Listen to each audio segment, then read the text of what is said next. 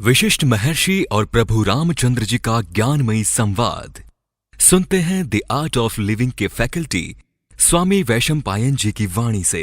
अगर आपने अभी तक इस चैनल को सब्सक्राइब नहीं किया है तो इसे जरूर सब्सक्राइब करें और सब्सक्राइब करने के बाद बेल आइकन को भी जरूर दबाएं। जय गुरुदेव। योग वशिष्ठ के अगले एपिसोड में आप सबका बहुत बहुत स्वागत है। पिछले एपिसोड में भिक्षु की कहानी को हम देख रहे थे, जिसमें महर्षि वशिष्ठ जी ये कह रहे थे कि वो भिक्षु कहीं और ही उसका ब्रह्मांड है, इस ब्रह्मांड में नहीं है। वही कहानी आगे थोड़ा और दिलचस्प मोड़ ले रही है। देखते हैं आगे क्या होता है।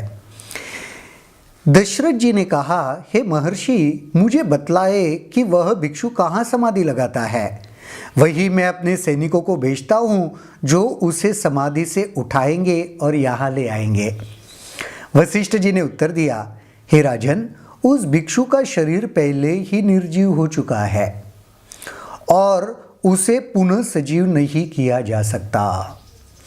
जो भिक्षु समाधिस्थ था वो ऑलरेडी शरीर छोड़ चुका है, त्याग कर चुका है, निर्जीव हो चुका है। अब उसको पुनः हम उठा नहीं सकते, उसको सजीव नहीं बना सकते। उसके जीव ने आत्मज्ञान और मोक्ष प्राप्त कर लिया है। अब उसे पुनः दृश्य संसार के अधीन नहीं किया जा सकता। उसने वह आत्मज्ञान को प्राप्त होने के बाद शरीर त्यागा है। तो जो ऑलरेडी जिसको परम ज्ञान हो गया, जो ब्रह्मन के साथ वह उस तत्व के साथ तादात्म्य हो गया, अब उसको वापस कैसे लाएंगे इस द्वैत में। उसने अपने अनुचर उसके आज्ञानुसार ही कुटीर के बाहर खड़े किए और इस प्रतीक्षा में है कि 1 महीना बीते और दरवाजा खुले। 1 महीने के बाद उस भिक्षु ने यही कही थी। इस 1 महीने के अवधि के बाद अनुचर देखेंगे कि भिक्षु ने शरीर छोड़ दिया है, तब उसकी जगह किसी और को पदभार संभालने के लिए कहेंगे। तो उसके अनुचर, उनके जो शिष्य है या उनको जो फॉलो करते हैं, उनको ऑलरेडी कुटीर के बाहर उसने खड़ा किया है। उसने कह दिया है कि 1 महीने तक राह देखना, 1 महीने में अगर मैं वह समाधि से बाहर आ गया तो मैं आ जाऊंगा, लेकिन अगर नहीं आ गया, मेरा शरीर छूट गया है, तो फिर मेरी जगह पे कोई दूसरा व्यक्ति वो जो मंदिर है उसको, उसका पदभार संभाल लेगा, उसको लीड करेगा। माया की प्रकृति सीमित है और गुण भी। ऐसे कहा जाता है कि अज्ञान के बल पर इससे पार नहीं किया जा सकता, परंतु सद्ज्ञान के द्वारा सरलता से इसे पार किया जा सकता है। माया की प्रकृति सीमित है, इसमें कोई डाउट नहीं। माया का मतलब ही जो काउंट किया जा सकता है। ये परम पूज्य श्री श्री रविशंकर जी ने एक बार बहुत सुंदर एक ज्ञान पत्र में यह बताया है कि माया यानी क्या, जो भी काउंट किया जा सकता है, जिसको हम नाप सकते हैं। और सत्य क्या है, सत्य किसी यूनिट में आप माप नहीं सकते। जैसे प्रेम सत्य है, तो प्रेम के लिए कोई यूनिट नहीं है। तो जो भी मापा जाता है, जो भी हम मेजर कर सकते हैं, वह सारा माया है। ऐसी एक व्याख्या उन्होंने दी थी। तो यहाँ पे भी सेम कह रहे हैं कि माया की प्रकृति तो सीमित है, उसके गुण भी सीमित है, लेकिन अज्ञान के साथ हम उसको पार नहीं कर सकते। सरलता के साथ, गुणों के साथ, ज्ञान के साथ, सद्ज्ञान के साथ हम उसे जरूर पार कर सकते हैं। यह भ्रामक प्रज्ञान यानी प्रत्यक्ष ज्ञान ही है जो स्वर्ण में कंगन दिखाता है। यह भ्रामक ज्ञान है, प्रत्यक्ष ज्ञान जिसे कहते हैं, जो स्वर्ण के भीतर कंगन दिखाता है। यानी सोने के कंगन को आप देखते हो तो हम क्या करके देखते हैं, सोने का कंगन करके देखते हैं, कंगन करके देखते हैं। पर वास्तविकता में क्या है, वास्तविकता में तो वो सोना है, एक आकार में वह सोना ही है, लेकिन हम ऐसे नहीं देखते, हम देखते हैं कंगन। आप कभी ज्वेलर के शॉप में जाते हो तो हम क्या स्पेसिफिकली मानते हैं, हमें कंगन चाहिए, हमें हार चाहिए, है तो सोना, सोने का या चांदी का जो भी, तो उसका मूलभूत जो गुण है उसको हम कितने आसानी से नज़रअंदाज कर देते हैं। हाँ, एक उसके लगाते हैं सोने का कंगन चाहिए, लेकिन सोना करके हम सोना खरीदने नहीं गए, हम कंगन खरीदने गए हैं। तो यही वह भ्रामक ज्ञान है जो स्वर्ण में कंगन दिखाता है। आकृति ही भ्रामक प्रज्ञान के कारण होती है। कोई भी आकृति जो हम देखते हैं वो भ्रम के कारण ही होती है।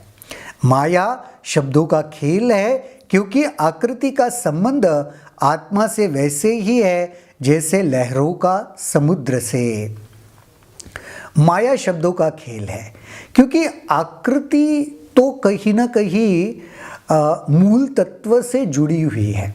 सोने का कंगन, वो आकृति तत्व से जुड़ी हुई है, लेकिन माया तो खेल है, भ्रम है। जब इस सत्य का ज्ञान होता है तो आकृति भ्रम नहीं रहती। अज्ञान के कारण ही यह दीर्घकाल दृश्य संसार वास्तविक प्रतीत होता है तथा इसके फलस्वरूप जीव अस्तित्व ग्रहण करता है। परंतु जब सत्य का बोध होता है तो यह सब कुछ आत्मा ही दिखता है। कितना सुंदर! जब वास्तविकता पता चल गया, जब सोना है पता चल गया ना, फिर वह आकृति में हम उलझ के नहीं रहते। वैसे ही हर स्वरूप में ब्रह्मन का आत्मज्ञान हो गया है, आत्म तत्व का ज्ञान हो गया है, तो फिर हर जगह आत्मा ही दिखता है। फिर एक एक रूप अलग अलग नहीं दिखता, वह द्वैत मिट जाता है। वह उसके भीतर का मूल जो तत्व है उसके साथ हम तादात्म्य हो जाते हैं। किसी पदार्थ की धारणा ही मन बनती है। किसी पदार्थ की धारणा ही मन बनती है। कोई भी पदार्थ के प्रति मन में कॉन्सेप्ट आ गया, धारणा आ गई, तो वही मन है, मन कुछ अलग नहीं है। इस प्रकार असीम चेतना से अलग हट जाती है। मन बन के क्या होता है? असीम चेतना से अलग हो जाती है। उसमें एक पर्दा आ जाता है, असीम तत्व से अलगाव आ जाता है। तब उसे अनेक प्रकार के अनुभव होते हैं। परंतु क्या यह मन परमात्मा से स्वतंत्र है? क्या परमात्मा मन नहीं है? जीव, शरीर तथा अन्य सब कुछ परमात्मा के परावर्तन ही तो है। हाँ, ये मन सब कुछ अलग अलग महसूस करता है, अपना खुद का संसार रचता है, वस्तुओं को अनुभव करता है इंद्रियों के माध्यम से। पर अभी एक प्रश्न उठता है, फिर क्या ये मन परमात्मा नहीं है क्या? मन भी तो परमात्मा है। आत्मा के जैसे अगर आत्मा समुंदर है तो मन उसी के भीतर की लहरें है। लहरें तो समुंदर से अलग नहीं होती, तो मन कैसे परमात्मा से अलग है क्या? फिर जो सदा असीम और चेतना है, उस असीम चेतना में होने वाली हलचलें उससे भिन्न नहीं है। हलचलें काल्पनिक अभिव्यक्ति है, वस्तुतः न हलचल ही है, न हलचल से कुछ भिन्न ही है। अल्टीमेटली तो भाई सब समुंदर ही है। ठीक से देखो ना, समुंदर के अलावा क्या है? उसमें हलचल हो रही है, वो भी अवास्तविक है, वो भी महसूस हो रही है, भ्रम है। वास्तविकता में एक ही समुद्र है। न एक है न अनेक है, जो है सो है। विविधता अजागृत अवस्था में उत्पन्न होती है। जब कोई अनुसंधान में जुटता है तो वह तत्क्षण अदृश्य या लुप्त हो जाती है। विविधता का मतलब ही द्वैत, अलगाव, अलग अलग। विविधता ये बनती ही अज्ञान के वजह से है। जब कोई ज्ञानी व्यक्ति अनुसंधान थोड़ा सा उसके भीतर गहराई में उतरता है, देखना विविधता खत्म हो जाती है, क्योंकि परम तत्व के साथ जुड़ जाने के वजह से फिर कुछ अलग नहीं लगता। ये यहाँ पे कह रहे हैं। अनुसंधान करने वाला विद्यमान होता है, परंतु वह संवेदन विहीन होता है। यह भी परमावस्था ही है। अनुसंधान करने वाला कभी कभी संदेह विहीन हो जाता है। संदेह विहीन यानी डाउट्स नहीं रहते उसमें। रिसर्च देखो, कोई भी सत्य समझ में आने के बाद क्या होता है? सत्य समझ में आने के बाद कोई भी डाउट्स नहीं रहते, क्योंकि सत्य क्या है समझ आ गया। तो वही कह रहे, संदेह विहीन हो जाता है। ये परमावस्था ही है। शांति ही संसार के रूप में जानी जाती है, शांति ही दृश्य संसार है। शांति, परम शांति, कोई हलचल नहीं है ना अभी वहाँ पे, सत्य समझ में आ गया। तो शांति ही संसार रूप में जानी जाती है और परम शांति ही दृश्य संसार है। अज्ञान अवास्तविक है, न तो दृष्टा है, न दृश्य है और न ही दर्शन। अज्ञान अवास्तविक है और अज्ञान के वजह से ये तीन रूप बनते हैं। क्या? दृष्टा, दृश्य और दर्शन। ये तीन अलग। योग क्या करता है? योग का मतलब ही है ये तीनों को एक करना, समझ लेना कि ये अलग अलग नहीं है। मन चंद्रमा में भी दोष कल्पना करता है, वैसे उसमें दोष तो नहीं है।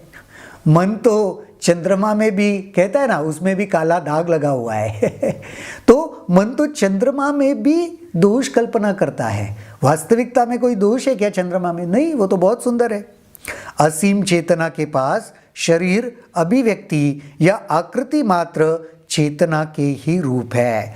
तो असीम चेतना के पास चाहे वो शरीर हो या अभिव्यक्ति हो या आकृति हो, है तो चेतना के ही रूप।